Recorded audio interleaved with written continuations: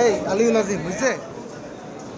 বেশ কিছুদিন ধরে ঢাকা শহরের বিভিন্ন স্থানে বিভিন্ন সন্ত্রাসী কার্যক্রম হচ্ছে, বিশেষ করে ছিনতাই, চাঁদাবাজি এবং বিভিন্ন কিশোর গ্যাংয়ের শোডাউন হচ্ছে এবং আমরা অনেক আসামিকে গ্রেপ্তার করতে পেরেছি এবং বিভিন্ন সময় আমরা আসামিদের কাছ থেকে এরকম সামুরাই সদৃশ বিভিন্ন জিনিস আমরা দেখতে পেরেছি, দেশীয় অস্ত্র। এবং আপনারাও বিভিন্ন সিসিটিভি ফুটেজের মাধ্যমে এবং বিভিন্ন ভিডিও ধারণকৃত ভাইরাল ভিডিওর মাধ্যমে দেখেছেন যে এগুলো দ্বারাই মেইনলি বিভিন্ন লোকজনকে জখম করা হয়, ছিনতাই করা হয় এবং লোকজনকে আহত নিহত করা হয়েছে। আমরা খবর পেয়েছি যে এই আইটেমগুলো সন্ত্রাসীদেরকে কোনো একটা জায়গা থেকে সাপ্লাই দেওয়া হচ্ছে এবং গোপনে বিক্রি করা হচ্ছে এবং কিছু কিছু সময় তাদেরকে ভাড়াও দেওয়া হচ্ছে এবং কিছু কিছু সময় ফ্রি ডেলিভারি দেওয়া হচ্ছে, হোম ডেলিভারি দেওয়া হচ্ছে। এছাড়াও বিভিন্ন মিডিয়ার মাধ্যমে আমরা জানতে পেরেছি যে ঢাকার কোনো একটা স্থান থেকে এই আইটেমগুলো সন্ত্রাসীদের হাতে দেওয়া হয় এবং আমাদের কাছে গ্রেপ্তারকৃত বিভিন্ন সন্ত্রাসীরা আমাদের কাছে স্বীকার করে যে তারা এই একটা স্থান থেকে এই ধারালো অস্ত্রগুলো, এই সামুরাইগুলো তারা সাপ্লাই পাচ্ছে। অতঃপর আমরা আমাদের গোয়েন্দা কার্যক্রম শুরু করি। গত কয়েকদিন ধরে আমাদের বিভিন্ন গোয়েন্দার মাঠকর্মীরা নিজেরা বিভিন্ন জায়গায় গিয়ে রেকি করে এবং কনফার্ম হয় যে এই স্থানগুলোতে এই ধারালো অস্ত্রগুলো পাওয়া যাবে। অতঃপর আমরা আজকে নিউ মার্কেটে গিয়ে 3 থেকে 4টি দোকানের মধ্যে তল্লাশি চালিয়ে আমরা এই ধারালো অস্ত্রগুলো উদ্ধার করতে সক্ষম হই। এখানে উল্লেখ্য যে এই যে আইটেমগুলো আছে এগুলো কিন্তু মানে কাইন্ড অফ গোপনে বিক্রি করা হচ্ছে, সাপ্লাই দেওয়া হচ্ছে। তারা ডিসপ্লেতে রাখেনি জিনিসগুলো, উপরে বিভিন্ন কিচেন আইটেম রেখে ভিতর থেকে গোডাউন থেকে এগুলো তারপরে সাপ্লাই দেওয়া হয়।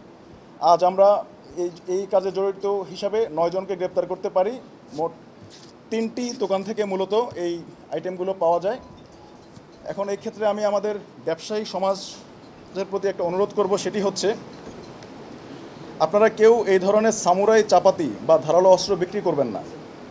অনেকেই এগুলো হয়তো সুভিনিয়র হিসাবে সংগ্রহ করেন, কিন্তু দেশের বর্তমান বাস্তবতা হলো এগুলো বিভিন্ন সন্ত্রাসী গোষ্ঠী ব্যবহার করছে এবং এতে সাধারণ মানুষের জানমালের ক্ষতি হচ্ছে। এই প্রবণতা যে কোনোভাবে বন্ধ করতে হবে। আর সাধারণ জনগণের প্রতি আমার একটি অনুরোধ আছে, সেটি হচ্ছে কিশোর গ্যাংয়ের দৌরত্ব বন্ধ করতে হবে এবং ইনশাল্লাহ আমরা তা বন্ধ করবই। আপনাদের আশেপাশে কেউ ধারালো অস্ত্রের অবৈধ ব্যবসা করলে আমাদের নিকটস্থ সেনা ক্যাম্পে খবর দিবেন। সকলের সম্মিলিত প্রচেষ্টায় কিশোর গ্যাংয়ের কার্যকলাপ বন্ধ করা সম্ভব হবে ইনশাল্লাহ। পরিশেষে আমি বলতে চাই, দেশের আইনশৃঙ্খলা রক্ষায় বাংলাদেশ সেনাবাহিনীর দৃঢ় অবস্থানে রয়েছে। আমরা দিনরাত চেষ্টা করে যাচ্ছি যাতে দুষ্কৃতিকারীরা কোনো অবস্থাতেই দেশে অস্থিতিশীল পরিস্থিতি সৃষ্টি করতে না পারে। আমরা এখন পর্যন্ত কাউন্ট করে প্রায় 1100-র মতো পেয়েছি সামুরাই এবং চাপাতি, যেটা দিয়ে বিভিন্ন সময় সন্ত্রাসী কার্যক্রম সন্ত্রাসীরা করে থাকে। এখন পর্যন্ত 1100 পেয়েছি। আরও 2-1টি বক্স কার্টুন আছে যা এখনও খোলা হয়নি, খুলে আমরা ফাইনাল সংখ্যাটা বলতে পারবো। আসলে এই মানে অন্যান্য হাউজহোল্ড আইটেমগুলো আইনগতভাবে বৈধ। এই সাইজের সামুরাই এটা আসলে গৃহস্থলের কী কাজে লাগে এটা আমি এখনও নিশ্চিত না। তো আমরা গত কয়েক মাস ধরে লক্ষ্য করতে পেরেছি বিভিন্ন সন্ত্রাসীরা এই ধরনের দেশীয় অস্ত্রটাই বেশি ব্যবহার করে থাকে। তো সেই কারণে আমরা আসলে বিভিন্ন সন্ত্রাসীর কাছ থেকে যখন গ্রেপ্তার করি, ইনিশিয়াল স্বীকারোক্তিতে তারা স্বীকার করেছে যে তারা এই জিনিসগুলো খারাপ কাজের জন্য ব্যবহার করে আসছে এবং তারা গোপনে এগুলো বিক্রি করছে। এবং আমি আগেই বলেছি যে কিছু কিছু আইটেম আছে যেটা হাউসহোল্ড কাজে ব্যবহৃত হয়, সেটি কিন্তু আপনার ওপেনলি ব্যবহার করা হচ্ছে, আর এই আইটেমগুলো সিক্রেটলি বিক্রি করা হচ্ছে এবং কাইন্ড অফ হোম ডেলিভারি দেওয়া হচ্ছে। এবং এই আইটেমগুলো কিন্তু আমরা যেটা দেখেছি যে খুব বেশি দিন ধরে তাদের কাছে ছিল তা না।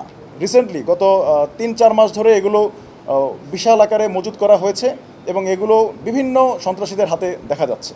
এবং আপনি দেখতে পাচ্ছেন যে এগুলো কিভাবে হোম ডেলিভারি দেওয়া হয়। এগুলো একটা বক্সে করে সুন্দর করে, বক্সের কাভারে থাকে হচ্ছে আপনার ছোট হাউসহোল্ড নাইফ, বাট ভিতরে থাকে হচ্ছে এই জিনিসগুলো। এগুলো হোম ডেলিভারি বিশেষ করে আপনার সন্ত্রাসীদেরকে দেওয়া হয় এবং যারা কিশোর গ্যাং যারা তাদের কাছে দেওয়া হচ্ছে।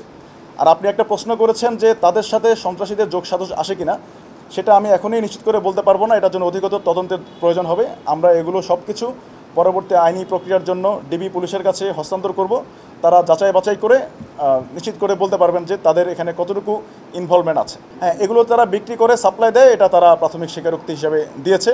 বাট তারা অনেকে দাবি করছে এটা দিয়ে যে সন্ত্রাসী কার্যক্রম হচ্ছে, সন্ত্রাসীরা দেশের অস্থিতিশীল পরিস্থিতি তৈরি করছে, এই ব্যাপারে তারা সম্পূর্ণ নিশ্চিত না বলে আমাদেরকে বলেছে। বাট এটার জন্য আরও অধিকতর তদন্তের প্রয়োজন হবে। এটার জন্য আসলে আমাদের অধিকতর তদন্ত করতে হবে। আমাদের যাদের কাছে আমরা এটা হস্তান্তর করব, ওনারা এটা তদন্ত করে তারপরে তদন্ত প্রতিবেদন দিবে। এটা এখনই আসলে এটা ইম্পোর্ট করে এসেছে নাকি কোনো এক দেশের কোনো লুকায়িত কোনো কারখানায় ফ্যাক্টরিতে তৈরি হচ্ছে, এটা এখন আমরা নিশ্চিত হতে পারিনি। এজন্য এটার জন্য আরও তদন্তের প্রয়োজন হবে। যে আমার কাছে একটা পরিসংখ্যান আছে, আমি বলতে পারি যে আমাদের এই মোহাম্মদপুর সেনাবাহিনী কর্তৃক এই পর্যন্ত আমরা প্রায় 306টি অবৈধ আগ্নেয়াস্ত্র উদ্ধার করতে পেরেছি এবং আমরা নিকটস্থ থানায় এটা জমা দিয়েছি। এবং প্রায় 8,215 রাউন্ড অ্যামুনিশন আমরা উদ্ধার করে জমা করতে পেরেছি। এবং আজকের এই অভিযান ছাড়া আমরা 548টি বিভিন্ন ধারালো অস্ত্র উদ্ধার করে আমরা বিভিন্ন থানায় জমা দিয়েছি। আর এছাড়াও আমাদের কাছে এই পর্যন্ত 818 জন এই মোহাম্মদপুর শেরেবাংলা এবং আদাবর এলাকায় আমরা বিভিন্ন সন্ত্রাসী, বিভিন্ন দুষ্কৃতিকারী এবং বিভিন্ন মাদক ব্যবসায়ীদের গ্রেপ্তার করেছি। এখন পর্যন্ত আমাদের দ্বারা 818 জন গ্রেপ্তার হয়েছে।